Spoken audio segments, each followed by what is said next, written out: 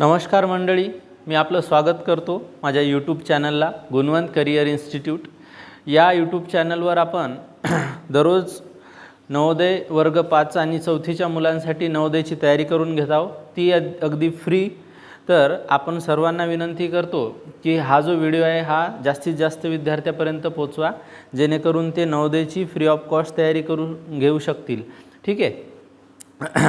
आणि या चॅनलला तुम्ही सबस्क्राईब करा, जेणेकरून ज्या व्हिडिओ आपण अपलोड करतो त्याची नोटिफिकेशन तुम्हाला दररोज मिळेल। ठीक आहे। तर बघा, आज आपण वर्ग 10चा ग्रॅव्हिटेशन हा चॅप्टर सुरू करणार आहोत। ठीक आहे।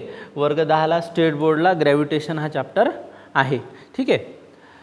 आता बघा, आपले व्हिडिओ हे हिंदी आणि मराठी दोन्ही साइडचे मुलं बघतात, त्याच्यामुळे आपण क्लास 10चा हा जो चैप्टर है हा हिंदी में रिकॉर्ड करूँ। ठीक है।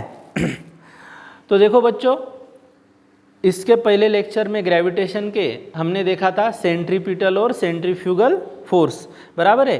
सेंट्रीपिटल फोर्स यानी सेंटर सीकिंग फोर्स। अगर हम कोई ऑब्जेक्ट को सर्कुलर मोशन देते हैं, उसको ऐसे गोल गोल घुमाते हैं, तो उस ऑब्जेक्ट के ऊपर दो फोर्सेस एक्ट होते, एक सेंटर की तरफ और away from the centre, centre से दूर एक सेंटर की तरफ। तो ये दोनों जो फोर्स है, एक को बोलते हैं सेंट्रीपिटल, एक को बोलते हैं सेंट्रीफ्यूगल। जैसे कि लास्ट लेक्चर में देखो, मैंने आपको बोला था कि मान लो ये एक रस्सी है, ये रस्सी को एक पत्थर बांध दिया है और इस पत्थर को हम ऐसे गोल गोल घुमा रहे हैं। ठीक है। तो ये ऑब्जेक्ट जो ऐसे गोल घूम रहा है, ये हो गया उसका सेंटर। तो ये हो गई उसकी रस्सी यानी रेडियस। ये क्या हो गई?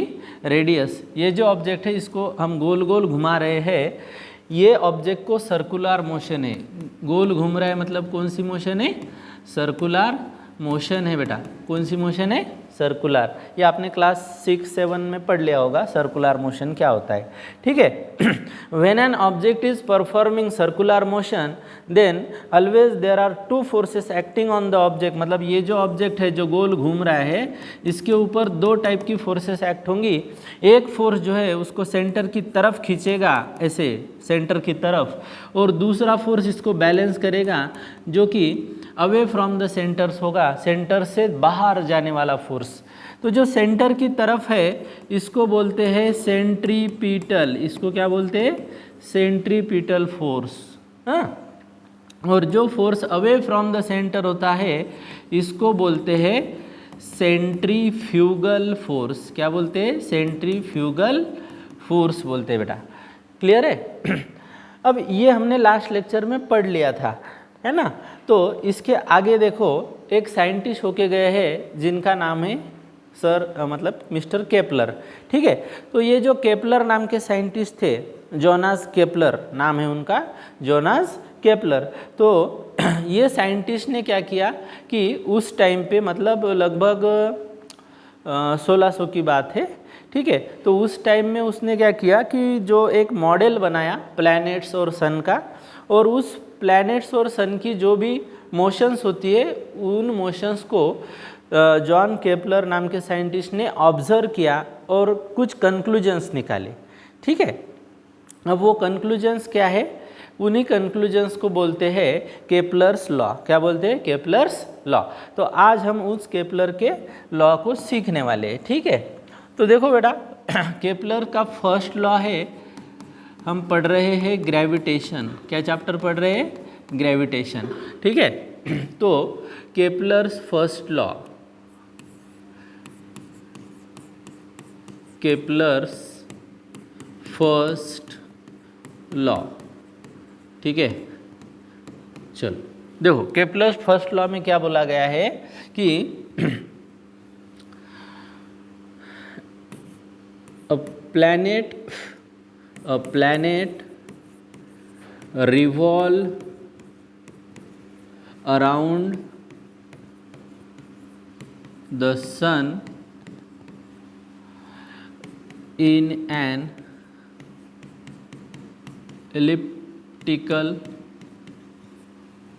Planets revolve around the sun in an elliptical manner, and sun is at one of the one of the foci. ठीक है, फोकाई का मतलब क्या होता है? सेंटर होता है, आगे समझेगा। देखो केपलर फर्स्ट लॉ में क्या बोल रहा है, केपलर ने कुछ कंक्लूजन बोले, जैसे सलमान खान बोलता है ना, क्या बोलता है सलमान खान, एक बार अगर मैंने कमिटमेंट कर दी तो फिर मैं अपने आप की भी नहीं सुनता, कुछ वैसे ही है ना। तो केपलर ने एक डायलॉग मारा, क्या डायलॉग मारा कि उसने बताया कि भाई देखो ये जो प्लैनेट्स है, जो प्लैनेट्स है जैसे कि मान लो मार्स, मर्क्यूरी, अर्थ, जो भी है कि नहीं, जुपिटर, सैटर्न, वेनस, ये जो प्लैनेट्स है, ये प्लैनेट्स जो है, ये प्लैनेट्स सन के अराउंड घूमते हैं, सन के आजू बाजू में घूमते हैं। मान लो जैसे ये सन है तो सन के बाजू में ऐसे हमारी अर्थ घूमेगी, ठीक है, ये अर्थ है तो ये ऐसे घूम रही है। तो ये जो घूमने का चीज़ है, यानी ये जो उसकी मोशन है, ये इलिप्टिकल होती है। इलिप्टिकल का मतलब इलिप्स शेप में घूमते हैं। ये जैसे दिख रहा है ना आपका ओवल शेप, इलिप्स मतलब Oval shape, Oval, Oval shape समझता है, अंडे जैसा, ओवल मतलब अंडे जैसा, अंडे जैसे शेप में ये प्लैनेट जो है वो सन के अराउंड घूमते हैं। अब ये जो इलिप्स है, इस इलिप्स को दो सेंटर होते बेटा, मान लो ये उसकी डायमीटर हो गई, तो एक सेंटर यहाँ होगा, एक सेंटर यहाँ होगा, दो सेंटर होते इलिप्स को, ठीक है। तो ये जो सेंटर्स है, इन्हीं सेंटर्स को फोकस बोलते हैं। क्या बोलते हैं? फोकस। एक है तो फोकस, दो है तो फोकाई, ये प्लूरल है, ठीक है, फोकस का प्लूरल है। तो ये जो सेंटर है, तो इलिप्स केपलर का फर्स्ट लॉ में क्या कहता है कि जो प्लैनेट्स है भैया, देखो मान लो ये यहाँ प्लैनेट है, ये हमारी अर्थ है, ये कौन है? अर्थ है। आप कौन सा भी प्लैनेट समझ सकते हो, ये अर्थ है अभी के लिए, ठीक है। तो ये जो प्लैनेट है, ये प्लैनेट हमेशा जो है सन के अराउंड जो घूमते हैं, ये प्लैनेट सन के अराउंड घूमते समय कौन सी मोशन में घूमते, मतलब कौन से शेप में घूमते हैं? इलिप्टिकल, यानी इलिप्स के शेप में घूमते हैं, यानी अंडे जैसे शेप में घूमते हैं, ये देखो ऐसे, ठीक है। और उसी टाइम पे जो सन होता है वो कहाँ होता है? At one of the foci, यानी यहाँ पे होगा या फिर यहाँ पे होगा, कोई भी एक फोकस पे होगा। ये F1 है मान लो, ये F2 है, तो कोई भी एक फोकस पर सन रहेगा। अभी के लिए मैं ऐसे मानता हूँ कि सन यहाँ पे है, ठीक है। तो ये हो गई आपकी सन की पोजीशन और ये हो गई प्लैनेट की पोजीशन। प्लैनेट ऐसे घूमेगा इसके अराउंड, यानी सन के अराउंड, और ये इलिप्टिकल शेप में घूमेगा। क्या बात क्लियर है? समझ में आ रहा है? तो केपलर्स फर्स्ट लॉ में क्या बोल रहा है? Planets revolve around the sun in a ellipse and sun is one of the foci, यानी one of the focus. Sun यहाँ पे हो सकता है या फिर यहाँ पे हो सकता है। क्लियर है? इसको बोलते हैं केपलर्स फर्स्ट लॉ, है ना। चलो, किसी को कोई डाउट? बिल्कुल नहीं होना चाहिए, है कि नहीं? बहुत आसान है।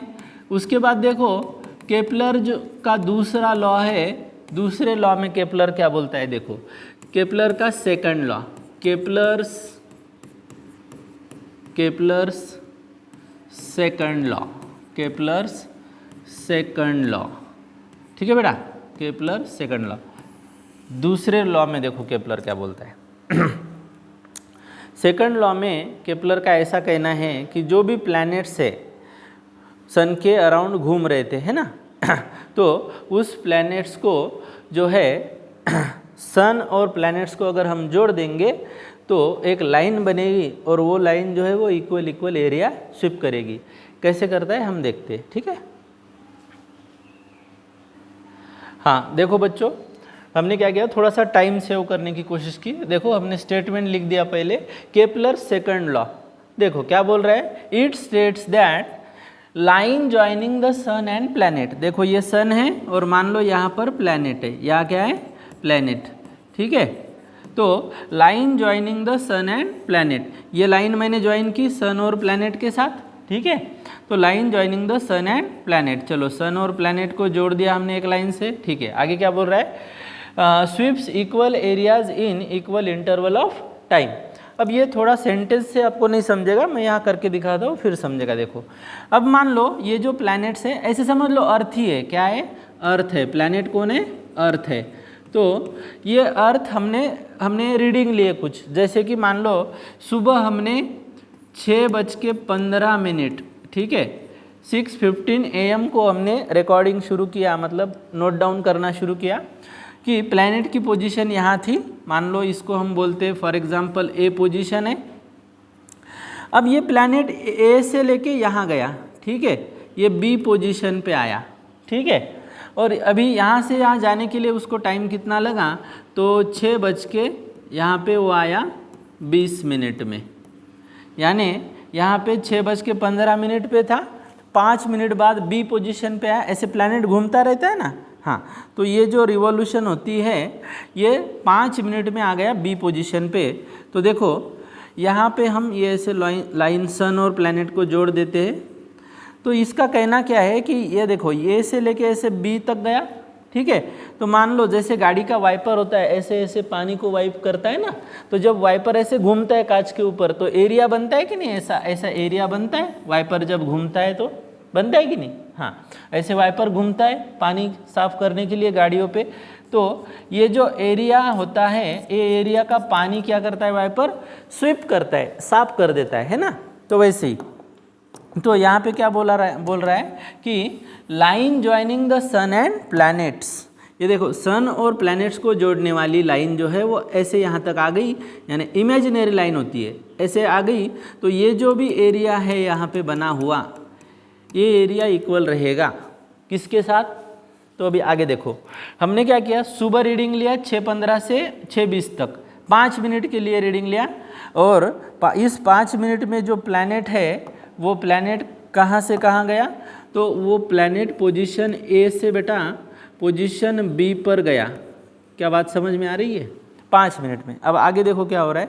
तो नेक्स्ट हमने क्या किया, अभी टाइम जाने दिया, फिर हमने शाम को एक रीडिंग लिया।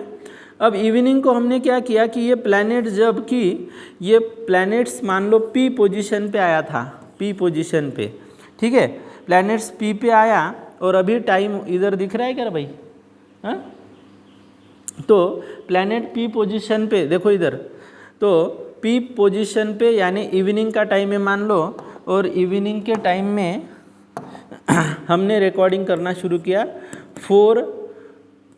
4 PM को, ठीक है, शाम 4 बजे हमने रिकॉर्डिंग शुरू किया।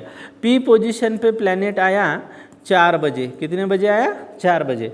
अब कितने टाइम के लिए चलाना है, 6:15 से 6:20 यानी 5 मिनट के लिए। तो यहाँ भी 4 बजे आया था, तो 4 बजे से 4:05 तक।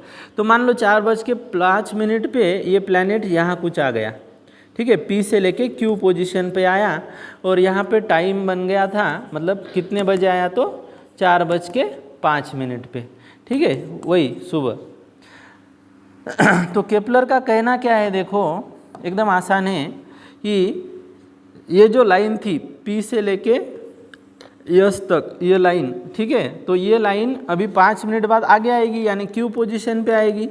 तो इसको अगर हम ऐसे ज्वाइन कर देते, ठीक है, इसको अगर हम ज्वाइन कर देते हैं, तो ये लाइन को मिटा देता हूँ मैं ताकि आपको क्लियर समझ में आए, ठीक है। देखो अब यहाँ पे ये जो एरिया बना है, ठीक है, ये जो एरिया बना है, ये एरिया और ये एरिया इक्वल होगा, ये केपलर का कहना है, ठीक है। चलो फिर से बता देता हूँ।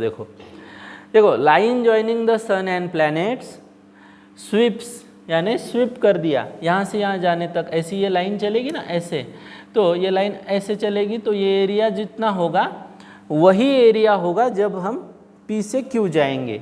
और दोनों समय पे यहाँ देखो टाइम कितना था, पहले ए से बी जाने के लिए कितना टाइम लगा, टोटल टाइम लगा 5 मिनट। ए से बी जाने के लिए कितना टाइम लगा, 5 मिनट, ठीक है। तो ये देखो ए से बी जाने के लिए ये देखो 6:15 से 6:20 तक है ना, यानी यहाँ पे टाइम लगा 5 मिनट्स, कितना लगा, 5 मिनट्स, ओके। और यहाँ भी देखो 4 पी पोजीशन से क्यू आने के लिए 4 से 4:05 में ये पी से क्यू आ गया। इसका मतलब यहाँ पे भी टाइम कितना लगा, 5 मिनट्स, कितना टाइम लगा, 5 मिनट्स। तो यही केपलर का कहना है कि equal areas in equal interval of time. अगर सेम टाइम ड्यूरेशन के लिए हम अगर line joining sun and planets को स्वीप करेंगे तो एरिया इक्वल रहेंगे। कैसे रहेंगे, इक्वल। थोड़ा सा लिख देते हैं उसको। मैथमेटिकल फॉर्मेट में तो आपको समझ में आएगा। देखो अब कौन सा एरिया है, देखो एरिया ये देखो पहले पहला लिखेंगे ASB, ठीक है, एरिया ASB। ये कलर दिख रहा है क्या भाऊ रोशन? हाँ, एरिया ASB इक्वल टू क्या होगा, एरिया PSQ, एरिया PSQ, ठीक है। मतलब ये एरिया और ये एरिया सेम रहेंगे। अब यहीं पे होगा क्या, ऐसा नहीं, कौन से भी टाइम ड्यूरेशन के लिए, कौन से भी टाइम के लिए अगर सेम टाइम, अब ये एरिया कितने टाइम में कवर हुआ था, 5 मिनट में, ये एरिया कितने टाइम में कवर हुआ, 5 मिनट में, यानी equal areas in equal interval of time, इसको बोलते हैं। समझ में आया? तो इसको बोलते हैं केपलर्स सेकंड लॉ। क्लियर है सबको? राइट। हाँ देखो बच्चों, थर्ड लॉ क्या बोलता है केपलर का, यानी केपलर ने तीसरा स्टेटमेंट क्या बताया वो आपको बताता हूँ। जोनास केपलर नाम के साइंटिस्ट ने 2 लॉ बताए। पहला आपको पता है कि पहले मैं बताया कि प्लैनेट जो है वो सन के अराउंड बस सिर्फ घूमते हैं और वो इलिप्टिकल शेप में घूमते हैं, यानी एलिप्स में घूमते हैं, और उस टाइम पे सन फोकस पे होता है, ठीक है। दूसरा लॉ बताया कि अगर सेम टाइम ड्यूरेशन के लिए हमने line joining sun and planets को ऐसे चेक करेंगे, यानी एरिया स्वीप किया हुआ चेक करेंगे, तो वो इक्वल रहता है, ठीक है।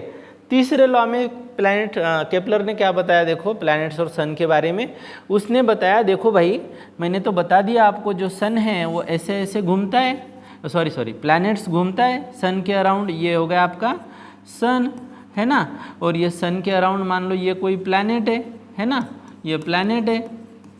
अब ये प्लैनेट और ये सन, ये जब घूमते हैं, ऐसे घूम रहे प्लैनेट्स और सन, मतलब प्लैनेट्स घूम रहा है सन के अराउंड, तो ये प्लैनेट्स को घूमने के लिए जो टाइम लगेगा, मान लो प्लैनेट यहाँ से यहाँ आने तक, ठीक है, यहाँ से यहाँ आने तक टाइम लगा T।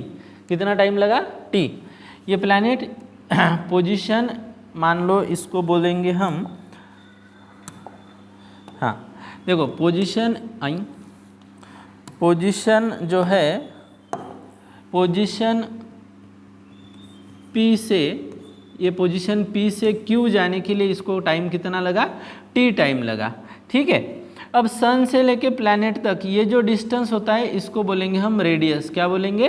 रेडियस। अब ये रेडियस कम ज़्यादा होगी, क्यों कम ज़्यादा होगी? क्योंकि ये सर्कल नहीं है, ये इलिप्स है। क्या है? इलिप्स है।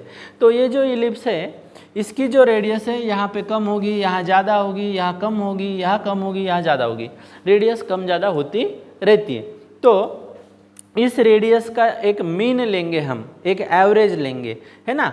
तो वो जो एवरेज है उसको हमने बताया R। बात समझ में आ रही है? टाइम को क्या बताया? T। Time T, capital T लेना है, ठीक है। टाइम है कैपिटल T, टाइम हम बोलेंगे कैपिटल T है, और जो रेडियस है वो R है। तो अभी केपलर आगे क्या बोलता है, देखो कि ये जो भी टाइम पीरियड और रेडियस है इसके बीच में हमें वो रिलेशन बताता है। क्या रिलेशन होता है? तो केपलर ने ऐसे बताया, the square of period of revolution, यानी जो टाइम पीरियड है उसका स्क्वायर, यानी T का square, revolution around the sun is directly proportional किसको? To the cube of mean distance between sun and planets. Sun और प्लैनेट के बीच में जो डिस्टेंस है कौन है बेटा? R डिस्टेंस है। कितना डिस्टेंस है? R डिस्टेंस है। इस R के क्यूब के डायरेक्टली प्रोपोर्शनल होगा, यानी टाइम जो है वो रेडियस के डायरेक्टली प्रोपोर्शनल होगा। रेडियस बढ़ गई तो टाइम भी बढ़ेगा, रेडियस घट गई तो टाइम भी घटेगा। सिंपल सी बात है, अगर ज़्यादा लंबा चलना है तो टाइम ज़्यादा लगेगा, कम डिस्टेंस कवर करना है तो टाइम कम लगेगा, है कि नहीं। और वो स्क्वायर और क्यूब के फॉर्मेट में होता है। अब इसको थोड़ा मैथमेटिकली सॉल्व करेंगे तो ये T² हो जाएगा। इसको हम अगर इक्वल टू लेते हैं तो यहाँ पे कुछ कांस्टेंट लेते हैं हमने यहाँ पे केपलर के नाम से समझ लो K कांस्टेंट लिया इंटू R³। तो यहाँ बचता है T² अपॉन R को इधर लेंगे R³ इक्वल टू K। तो ये आपको ये इक्वेशन आपको याद रखना है केपलर का, कि टाइम पीरियड ऑफ रिवॉल्यूशन जो है उसका स्क्वायर जो हो हमेशा डायरेक्टली प्रोपोर्शनल होता है रेडियस के क्यूब के बराबर। ठीक है, इसको बोलते हैं केपलर्स थर्ड लॉ। इसमें कुछ दिक्कत नहीं ना? हाँ ठीक है, चलो बाद में हम देखेंगे gravitational, universal gravitational law Newton ने जो दिया। ठीक है, हाँ तो देखो केपलर्स सर ने हमें 3 लॉज दिए थे, तीनों के तीनों हमने सीख लिए हैं। अब आगे देखो केपलर्स के बाद, यानी केपलर सीनियर है न्यूटन सर के, तो केपलर के बाद न्यूटन सर आए और न्यूटन सर ने क्या किया, जितना भी स्टडी था केपलर का वो सब कुछ पढ़ लिया। अब केपलर ने क्या किया है, ये जो 3 स्टेटमेंट केपलर ने अभी हमें बताए हैं, है ना, ये और ये, ठीक है, तो ये केपलर्स के तीनों भी जो लॉ है, इन लॉज का कोई मैथमेटिकल प्रूफ नहीं है, इसका कोई डेरिवेशन नहीं है, बस उसने बता दिया कि भाई देखो ऐसे होता है, मुझे मालूम है ऐसे ही होता है, लेकिन इसका कोई प्रूफ मेरे पास नहीं है, मैथमेटिकल प्रूफ नहीं है। उसने वो एक मॉडल बनाया था और वो मॉडल के हिसाब से उसने ये सब कुछ स्टडी कर लिया, लेकिन सब कुछ नोट डाउन कर दिया। हमारे देश में क्या करते हैं लोग, जिसको कुछ भी पता हो, थोड़ा भी नॉलेज हो ना, तो वो दूसरे को बताता नहीं, बोलता है नहीं उसको क्यों बताऊंगा मैं, है कि नहीं, कहीं लिख के भी नहीं रखता। इसलिए हमारे देश का बहुत ज़्यादा जो नॉलेज है वो है ना वैनिश हो गया, ख़त्म हो गया। वैसे देखा जाए तो भारत में सबसे विद्वान लोग होके गए, लेकिन हमारे देश की जो नीति है वो कूटनीति है। हम बहुत ही मतलब अलग तरह का सोचते हैं कि जो मुझे पता है वो किसी को पता ना चले, है कि नहीं, हमारे आने वाली पीढ़ियों को भी पता ना चले। और आप लोगों को पता ही है कि हमारे देश में कितना डिस्क्रिमिनेशन ये सब कुछ है कि नहीं, जो है वो है। तो उसी वजह से कुछ जो भी उस टाइम पे लोग थे, हमारा जो इंडिया का नॉलेज है वो आगे नहीं जा पाया। ठीक है बेटा, और बीच में जो बहुत ही मतलब विश्व प्रसिद्ध जो यूनिवर्सिटीज़ होके हुई है हमारे देश की, तक्षशिला, नालंदा, ये विक्रमशिला, ये सारी यूनिवर्सिटी में दुनिया भर से स्टूडेंट हमारे इंडिया पढ़ने आते थे, भारत में पढ़ने आते थे। लेकिन हुआ क्या, तो वो कुछ दिन बाद उसको मतलब वो दूसरे इन्वेंटर्स आए, है ना, दूसरे देश के जो राजा है, उन्होंने वो सब कुछ बर्बाद कर दिया। ठीक है, वो अलग इतिहास है, वो बाद में देखेंगे। तो न्यूटन सर ने, केपलर सर ने जो भी लिख के रखा था, जो भी नॉलेज था, वो सब कुछ पढ़ लिया। और फिर उनको एक बात समझ में आई कि एक जो हमारा मेन टॉपिक है ना, हमारा मेन टॉपिक क्या है, ग्रेविटेशन। तो ये कहानी हमने सुनी है कि न्यूटन सर एप्पल के पेड़ के नीचे बैठे थे, एप्पल गिर गया, उनके सर पे गिर जाता तो हम बहुत खुश हो जाते, है कि नहीं, हम ऐसे बोलते, लेकिन ऐसा कुछ नहीं होता, है ना। तो जितनी भी डिस्कवरी है उसमें न्यूटन सर का बहुत बड़ा योगदान रहा है। ठीक है, तो वो सोचने लगे कि भाई कोई भी चीज़ धरती की तरफ ही क्यों जाती है, नीचे ही क्यों आती है, धरती की तरफ क्यों आती है, ऐसे हवा में क्यों नहीं तैरती। तो उसके पीछे उन्होंने एक कंक्लूजन निकाला। कंक्लूजन ये था बेटा कि दुनिया की कोई भी 2 चीज़ें जो है वो एक दूसरे को आकर्षित करती है, अट्रैक्ट करती है ना। जैसे मान लो फॉर एग्जाम्पल के लिए क्या ले रे भाऊ, ते पुट्टा गिट्टा घे, ते हाँ ते कार्ड घे, हाँ दुसरं ते कार्ड घे छोटा, हाँ घे ते, हाँ देखो अब मान लो ये कार्ड है मेरे पास, और इस कार्ड को अगर हमने क्या किया, यहाँ से छोड़ दिया, रिलीज कर दिया, तो ये अपने आप अर्थ की तरफ जा रहा है, टुवर्ड्स द अर्थ, नीचे चला गया। क्यों चला गया, क्योंकि अर्थ ने उस कार्ड को खींचा, अपनी तरफ खींच लिया। ठीक है, अब ये खींचने का क्या मतलब है, पुल है, पुल। तो पुल हमने 6th स्टैंडर्ड में क्या सीखा, pull and push are the force, है ना। तो ये अर्थ के पास एक फोर्स है जिसको हम बोलते हैं ग्रेविटेशनल फोर्स। अब सर सिर्फ अर्थ के पास है क्या, तो न्यूटन सर ने उस पर बहुत स्टडी किया और फिर एक बात पता चली कि ग्रेविटेशनल फोर्स सिर्फ अर्थ के पास नहीं है, सारी दुनिया की ऑब्जेक्ट के पास है जिनको मास है। क्या है, जिनको मास है। मास मतलब समझ में आता है, किलोग्राम। अब मेरी बॉडी जो है वो 60 किलोग्राम की है ना, किसी और की 30 होगी, किसी की 40 किलोग्राम होगी, किसी की 60, किसी की 100 किलोग्राम। तो ये किलोग्राम यानी मास। ठीक है, तो जिन भी ऑब्जेक्ट को मास है उनके ऊपर ग्रेविटेशनल फोर्स होगा, वो दूसरी चीज़ों को आकर्षित करेंगे।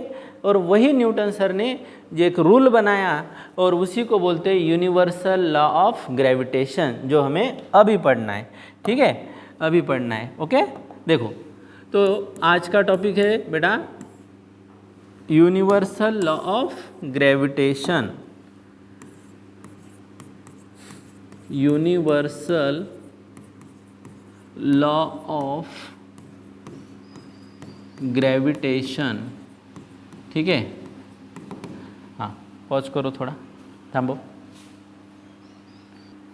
हाँ तो दोस्तों देखो, न्यूटन सर ने हमें बताया Newton's universal law of gravitation. Newton sir का नाम लिखना भूल गए सर आप, नाम लिख दो बेटा, न्यूटन्स, ठीक है। किसका लॉ है ये? Newton's universal law of gravitation, ठीक है। अब इस लॉ में न्यूटन सर ने क्या बताया कि जैसे मैंने आपको अभी बताया कि ये जो कार्ड है इसको जब मैं छोड़ देता हूँ तो ये अर्थ की तरफ ऐसे नीचे आ जाता है, यानी अर्थ को इसने, मतलब अर्थ ने इस कार्ड को अपनी तरफ खींच लिया, अट्रैक्ट कर दिया, ठीक है। ये कार्ड को हमने छोड़ दिया, अर्थ की तरफ गया, और हम ये कार्ड जो है अर्थ ने अट्रैक्ट कर दिया अपनी तरफ। तो ये जो फोर्स ऑफ अट्रैक्शन है ये सिर्फ अर्थ के पास नहीं, ये दुनिया की सारी चीज़ों के पास है, ठीक है। फोर्स ऑफ अट्रैक्शन जिसको हम बोलते हैं ग्रेविटेशनल फोर्स। अब क्या मतलब है इसका? मतलब ये है, ये कार्ड और ये पेन भी एक दूसरे को ऐसे खींच रहे, एक दूसरे को जाके चिपकने की कोशिश कर रहे, ठीक है। तो इसी को बोलते हैं ग्रेविटेशनल फोर्स। तो इसमें क्या होता है देखो, लेकिन ये दोनों का जो मास है वो उनमें ज़्यादा डिफरेंस नहीं है, इसलिए ये ऐसे अट्रैक्ट नहीं होगा। इनके कंपैरिजन में अर्थ बहुत बड़ा है, तो अर्थ इनके ऊपर ज़्यादा फोर्स लगाएगा, इसलिए ये अर्थ की तरफ जाते हैं, ठीक है। अब स्टेटमेंट देखते हैं न्यूटन्स यूनिवर्सल लॉ में बोल क्या रहे।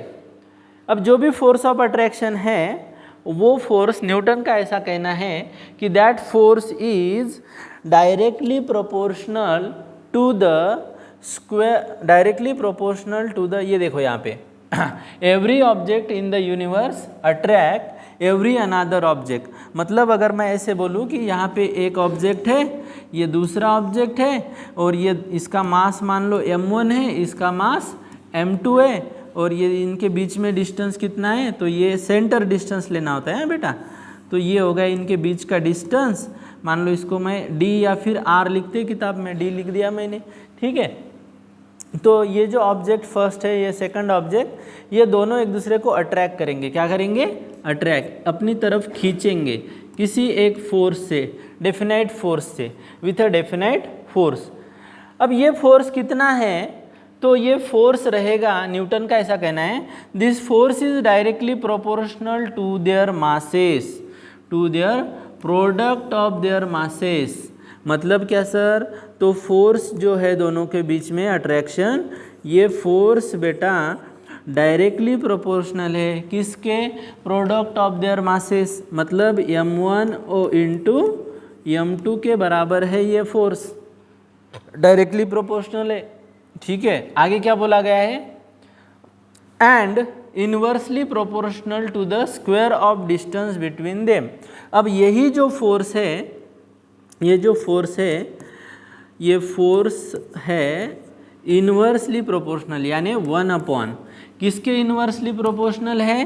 तो स्क्वायर ऑफ, ये देखो यहाँ पे, square of distance between them, दोनों के बीच में जो डिस्टेंस है कितना है? d है, तो इस डिस्टेंस के स्क्वायर के बराबर है, ठीक है। ये डिस्टेंस का स्क्वायर, इसको इनवर्सली प्रोपोर्शनल है। बात समझ में आ रही है? इसको हम बोलेंगे इक्वेशन 1 और इसको बोलेंगे इक्वेशन 2, ठीक है।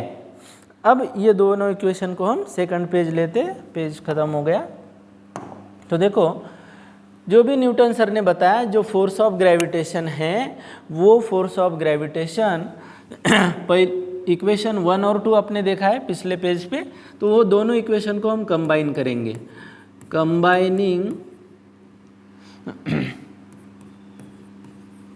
Combining equation 1 and 2।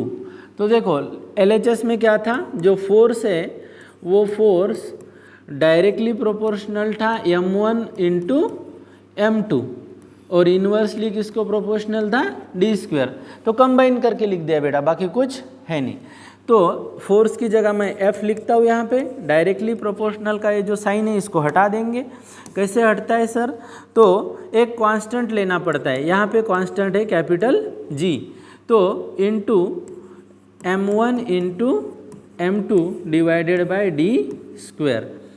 तो ये जो फॉर्मूला है यही फॉर्मूला निकल के आता है यूनिवर्सल लॉ ऑफ ग्रेविटेशन से। और ये फोर्स यानी कौन सा फोर्स है? ग्रेविटेशनल फोर्स ऑफ अट्रैक्शन है। ठीक है, तो ये आपका बन गया यूनिवर्सल लॉ ऑफ ग्रेविटेशन का फॉर्मूला, यानी ग्रेविटेशनल फोर्स का फॉर्मूला। अब इसमें क्या क्या चीज़ें हैं वो मैं आपके लिख के दूंगा। देखो ये जो कैपिटल G है ये कांस्टेंट है। कैपिटल G क्या है? Where capital G is gravitational constant, gravitational constant. ठीक है, इसकी कुछ वैल्यू होती है। क्या वैल्यू होती है? 6.67 इंटू 10⁻⁻11, ठीक है, न्यूटन मीटर स्क्वायर पर केजी स्क्वायर। ये वैल्यू होती है यूनिवर्सल ग्रेविटेशन की, ग्रेविटेशनल कांस्टेंट की। किसने दी है ये वैल्यू? ये वैल्यू दी है हेनरी कैवेंडिश नाम के साइंटिस्ट थे। हेनरी कैवेंडिश, ठीक है, ये साइंटिस्ट थे। इन साइंटिस्ट ने ये वैल्यू बताई है फाइंड आउट करके कि 6.67 इंटू 10⁻⁻11 न्यूटन मीटर स्क्वायर पर केजी स्क्वायर, ये जी की वैल्यू होती है, हमेशा कांस्टेंट होती है। ठीक है, आगे क्या है? आगे m1 है mass of first object, mass of first object, एक ऑब्जेक्ट का मास। ऐसे ही m2 क्या है? Mass of second object. ठीक है, हाँ, d क्या है? Distance between them. d क्या है? डिस्टेंस बिटवीन, यानी centre distance between two planets या टू ऑब्जेक्ट्स, जो भी हो, प्लैनेट्स हो, ऑब्जेक्ट्स हो। समझ में आया? तो बेटा ये था हमारा यूनिवर्सल लॉ ऑफ ग्रेविटेशन। ये किसने बताया? न्यूटन सर ने बताया। ठीक है, अगर आपको मेरा वीडियो लेक्चर अच्छा लगता है तो मेरे चैनल को सब्सक्राइब कर दीजिए, गुणवंत करियर इंस्टीट्यूट, और वीडियो को लाइक और शेयर अपने दोस्तों के साथ करिए ताकि ऐसे ही मज़ेदार वीडियो आप घर बैठे देख सकते हैं। जय हिंद।